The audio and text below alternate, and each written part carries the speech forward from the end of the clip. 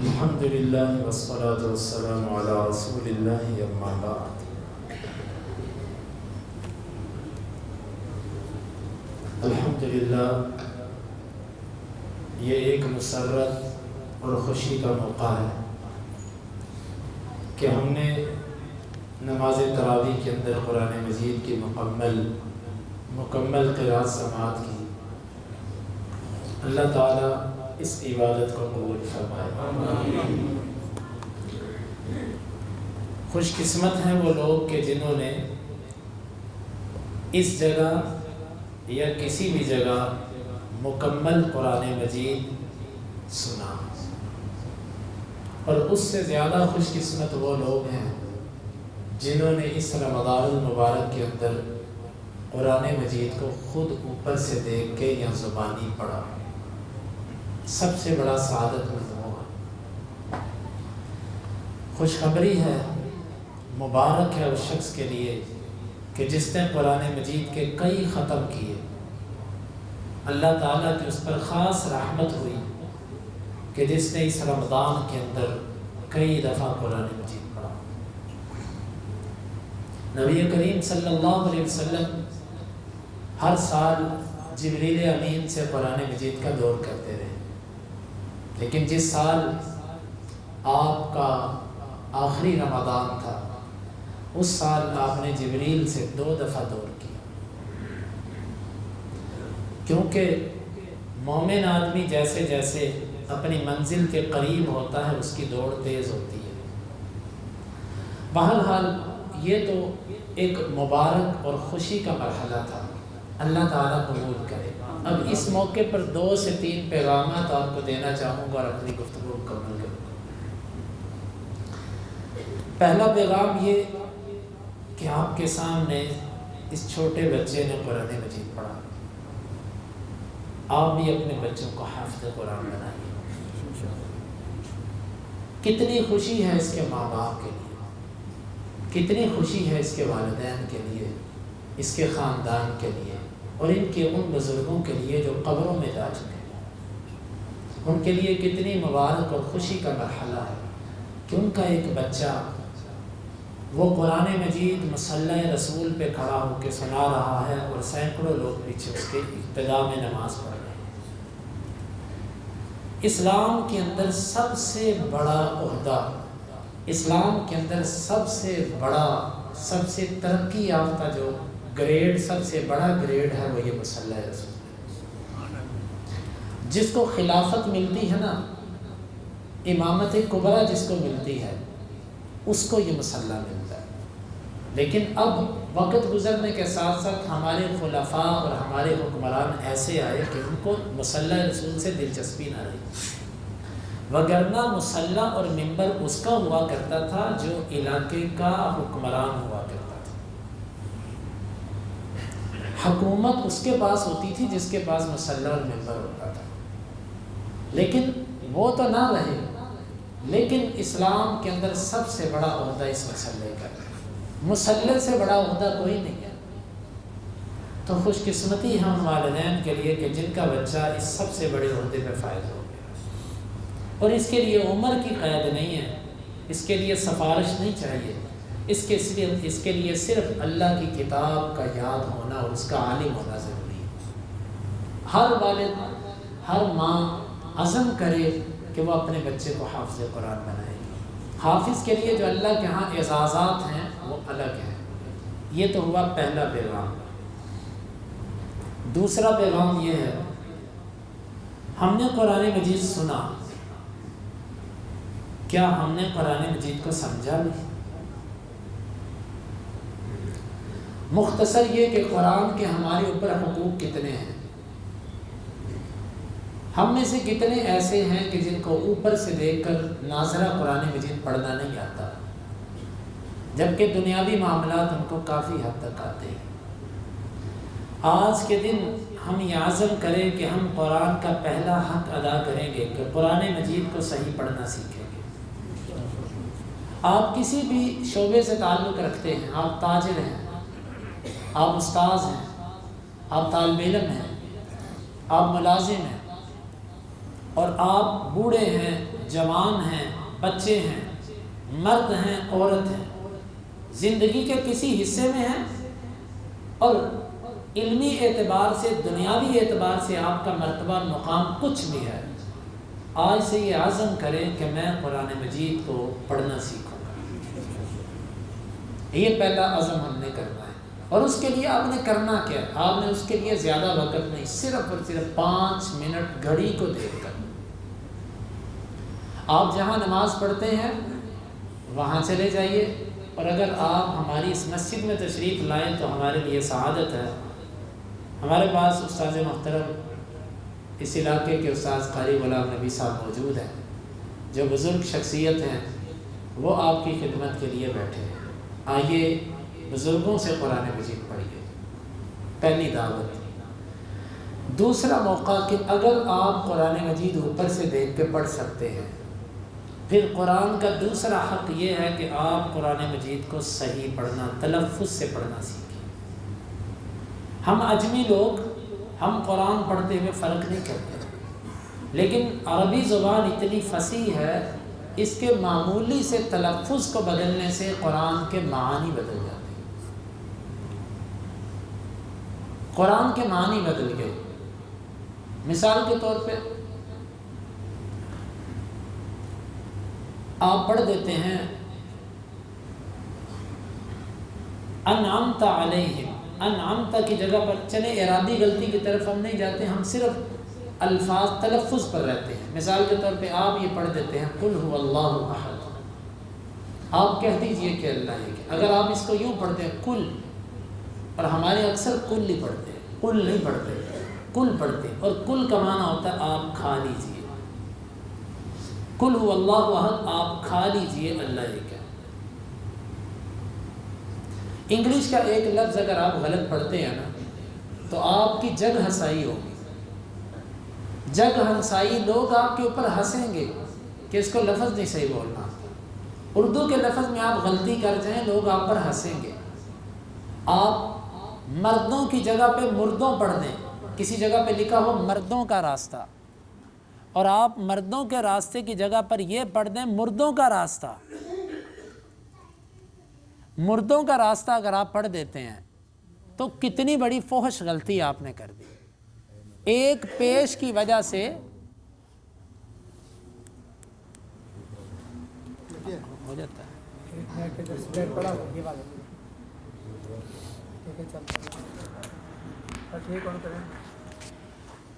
ایک پیش کی وجہ سے، صرف ایک پیش کی وجہ سے آپ نے معنی کتنا بدل دیا۔ تو عزیز بھائیوں، یہ میں نے ایک مثال دی ہے، قرآن مجید کے سینکڑوں کلمات ایسے ہیں کہ معمولی تلفظ آپ اگر بدل دیتے ہیں تو اس کا معنی کہیں سے کہیں پہنچ جاتا ہے۔ بعض دفعہ انسان قرات کرتا ہے اور وہ کفر تک پہنچا ہوتا ہے، لیکن اس کو احساس نہیں ہے۔ تو اس لیے آپ کے پاس یہ موقع موجود ہے۔ دوسرا حق قرآن کا یہ ہے کہ قرآن مجید کو صحیح پڑھنے کی کوشش کیجیے، اور اب کچھ بعید نہیں، آپ یہ کام نیٹ سے بھی کر سکتے ہیں، کسی اچھے قاری کی آپ تلاوت لے کر اس کو ڈاؤن لوڈ کریں، اس کی ایک آیت صرف، یا اگر آپ آتے ہیں کسی مسجد کے اندر تو وہاں پر، ہماری مسجد میں آتے ہیں تو یہاں بھی میں نے آپ کو بتا دیا، ایک آیت آپ روزانہ پڑھیے، ایک لائن پڑھیے، زیادہ مت لیجئے، بلکہ ابتدا میں آ کے ایک لفظ لیجئے کہ مجھے ایک لفظ جو ہے نا وہ ٹھیک پڑھنا سکھائیے۔ ایسے اکثر لوگ پڑھتے ہیں الحمد، اب الحمد، حمد کیا چیز ہے؟ ہم تو لفظ نہیں ہے، الحمد ہا ہے اور ہا، ان دونوں کے معنی میں بڑا فرق ہے۔ تو اس لیے آپ قرآن مجید کو صحیح پڑھنے کی بھی کوشش کیجیے۔ تیسرا حق قرآن مجید کا یہ ہے، یہ سب کے لیے ہے، یہ کسی ایک کے لیے نہیں، اور یقین مانیے یہ جو حقوق میں بیان کر رہا ہوں یہ فرائض ہیں، کل قیامت کے دن اللہ کے ہاں ان کے اوپر پوچھ ہوگی۔ اگر کسی بندے کو موقع نہیں ملا، کسی کو علم نہیں تھا، وہ الگ چیز ہے، لیکن جس کو بتا دیا جائے، جس کے اوپر حجت پوری کر دی جائے، اس کا حق بنتا ہے کہ وہ اس چیز کو سمجھے۔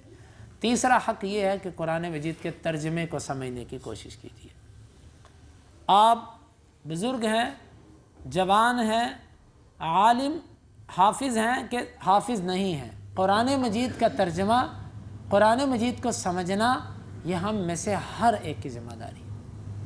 ہمارے ہاں یہاں پر ایک بہت بڑی کوتاہی یہ پائی جاتی ہے کہ والدین اپنے بچوں کو حفظ کروا لیتے ہیں. یقیناً حفظ ایک بہت بڑی سعادت ہے.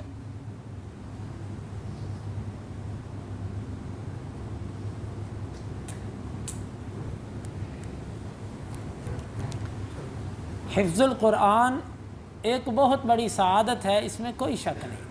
لیکن حفظ القرآن سے بڑی ایک سعادت پتہ کیا ہے؟ قرآن مجید کا ترجمہ سمجھنا، قرآن مجید کا فہم حاصل کرنا، قرآن مجید کو سمجھنا. یہ حفظ القرآن سے زیادہ ضروری ہے، کیونکہ اللہ رب العالمین نے قرآن مجید کو جو اتارا ہے نا، یہ قرآن سمجھنے کے لیے اتارا ہے. اگر آپ نے یاد تو کر لیا لیکن آپ کو قرآن سمجھ ہی نہیں آیا کہ قرآن کہتا کیا ہے، تو پھر اگر آپ کو قرآن سمجھ نہیں آیا تو یقیناً آپ کو ایک ایک حرف پر 10 نیکیاں ضرور ملیں گی، کیونکہ اللہ کا وعدہ ہے. اس کے نبی نے فرمایا کہ ایک ایک حرف پر 10 نیکیاں. آپ 10 نیکیاں لے گئے، لیکن قرآن نے جو آپ کی زندگی کے اندر ایک بہار لے کر آنی تھی، جو انقلاب لے کر آنا تھا، وہ نہیں آ سکے گا. آپ یہ دیکھیے، جب آپ کو سمجھ آ رہی ہو کہ قرآن کیا کہتا ہے، آپ پھر قرآن پڑھتے ہوئے ڈریں گے بھی، آپ روئیں گے بھی. جہاں پر نعمت والی آیات گزریں گی آپ اللہ سے مانگیں گے، جہاں عذاب والی آیات آئیں گی آپ اللہ سے پناہ طلب کریں گے. یہ کب ممکن ہے؟ جب آپ کو قرآن مجید کا فہم ہوگا. اگر قرآن مجید کا ترجمہ آتا ہے تو یقیناً پھر اللہ تعالیٰ بدلنے کی بھی توفیق دے گا.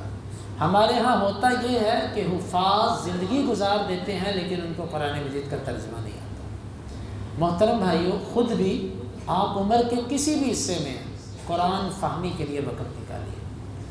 جس طرح آپ نے اپنی زندگی میں دیگر چیزوں کو اہمیت دے رکھی ہے، اسی طرح قرآن مجید کو اہمیت دیجیے.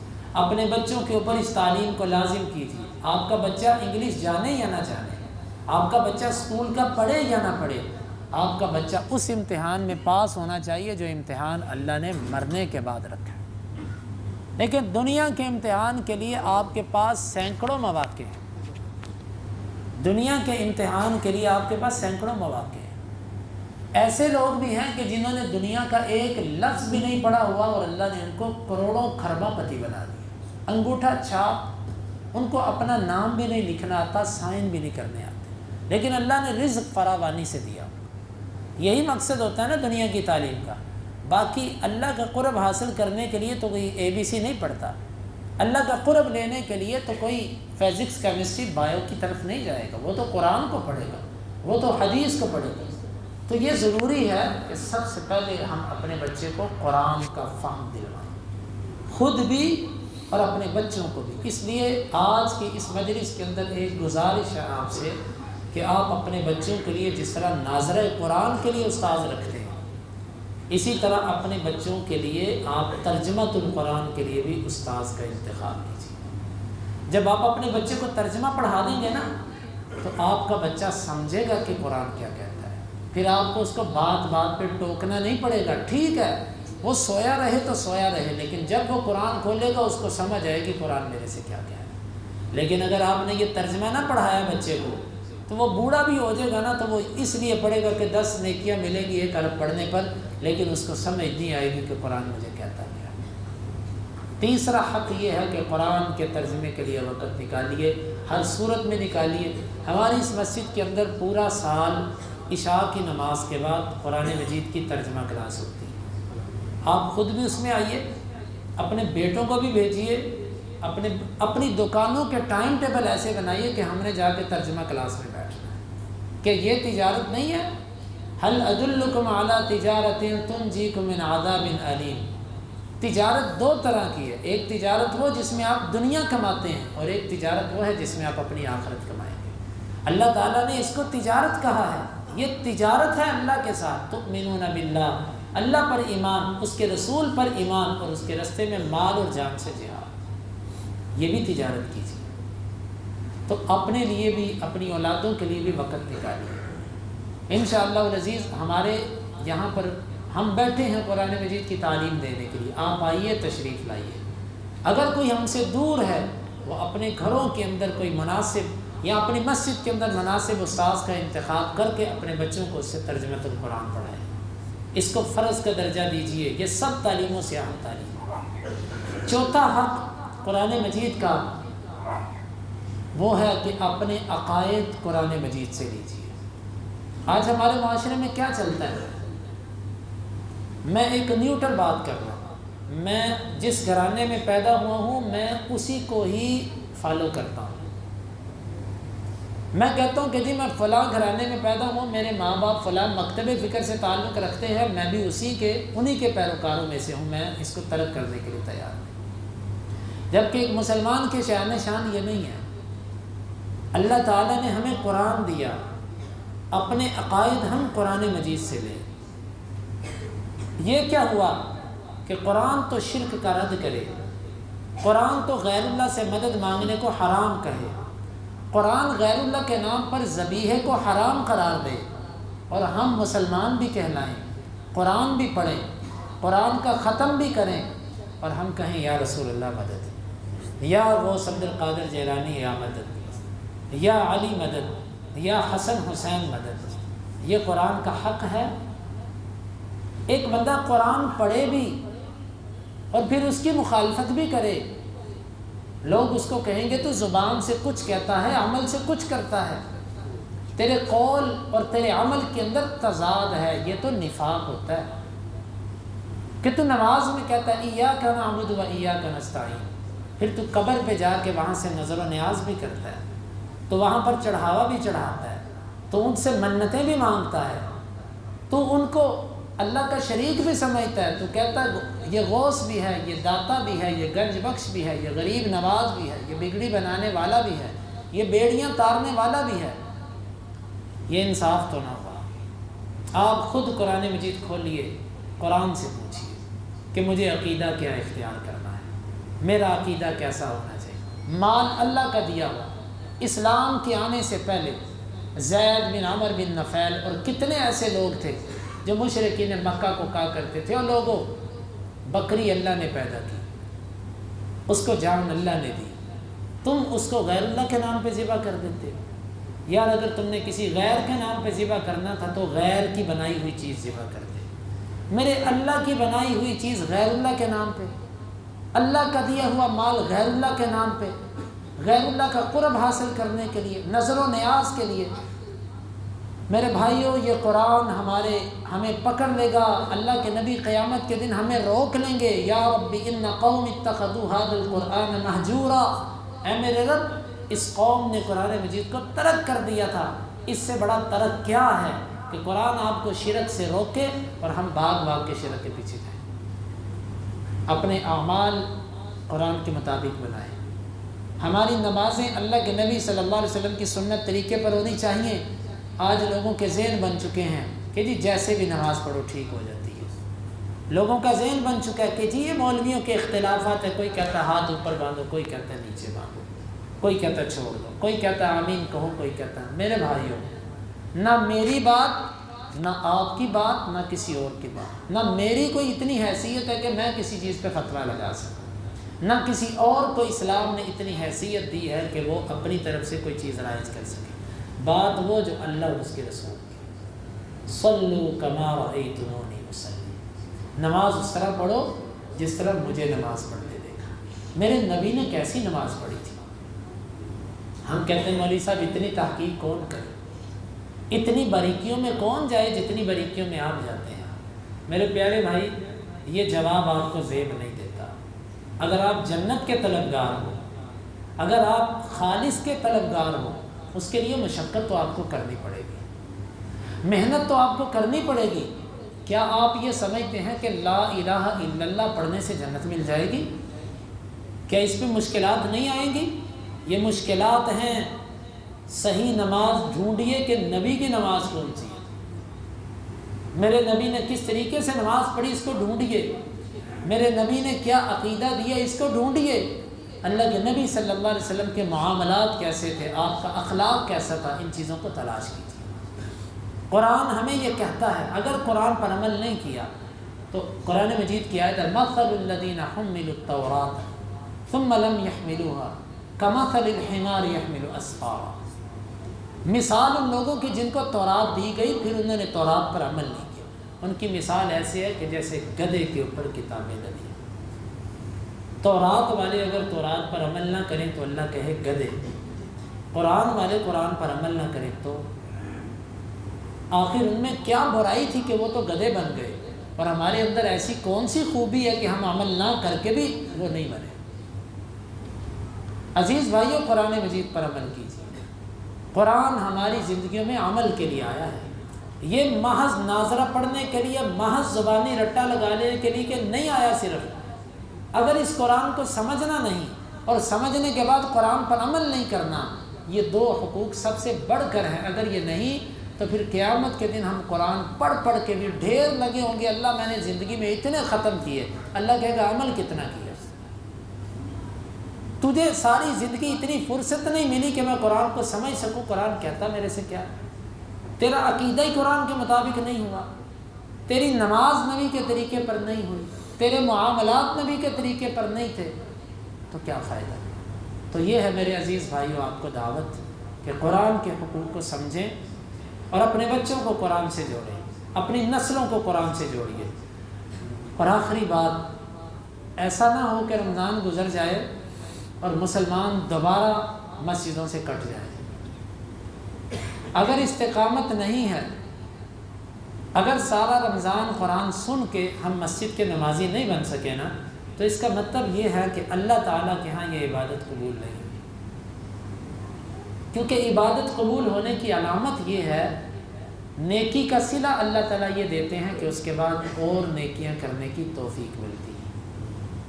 یہ نیکی کا بدلہ ہوتا ہے دنیا میں۔ اگر آپ جاننا چاہتے ہیں نا کہ میری نیکی قبول ہوئی ہے کہ نہیں، وہ یہ ہے کہ آپ جھکتے جائیں گے، آپ بچھتے جائیں گے، آپ عمل میں آگے بڑھتے جائیں گے۔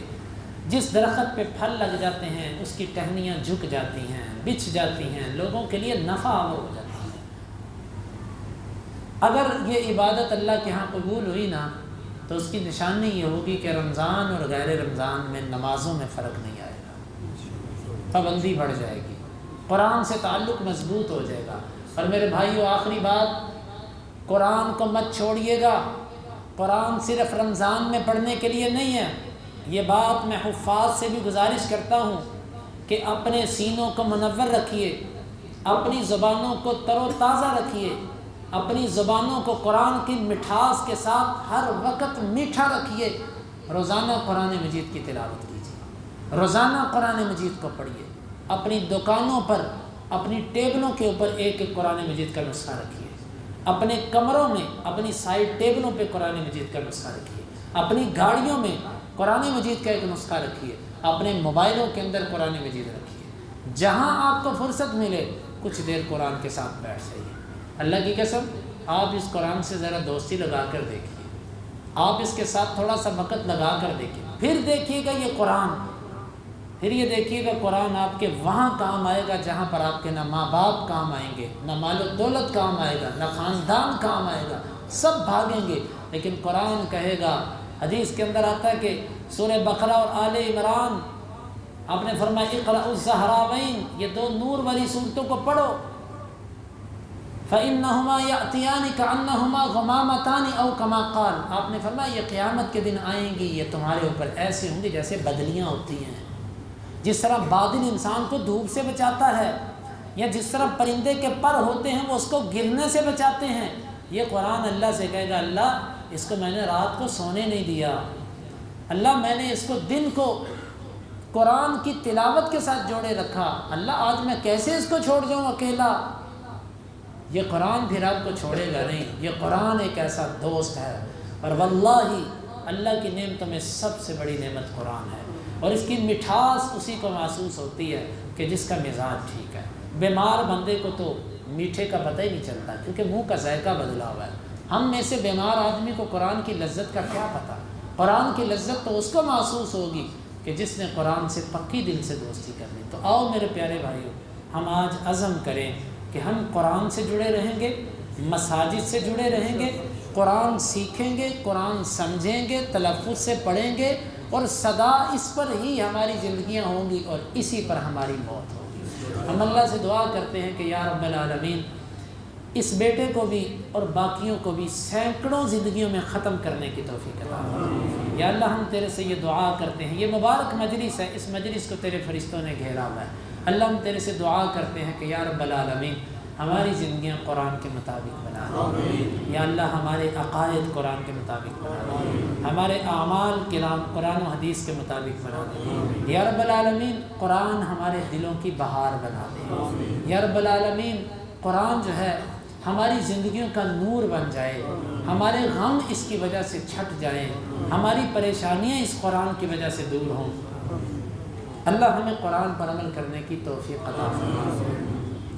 اللہ تعالیٰ سے دعا ہے کہ اللہ تعالیٰ اس قرآن کو سننے کے بدلے میں اللہ تعالیٰ ہمارے تمام گناہوں کو ختم کر دے، اللہ تعالیٰ اس قرآن کو سننے کے بدلے میں ہمارے تمام گناہوں کو معاف کر دے۔